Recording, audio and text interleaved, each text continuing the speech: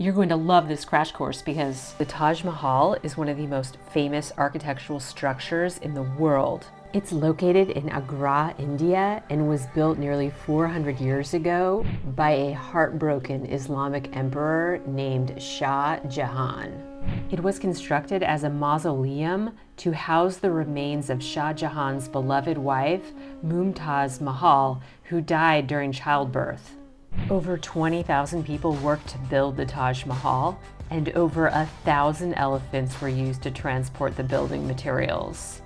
Constructed from white marble, this monument is renowned for its intricate carvings, designs, calligraphy, and inlaid semi-precious stones. The Taj Mahal rests on 42 acres of meticulously curated gardens, pools, and walkways, and attracts millions of visitors every year.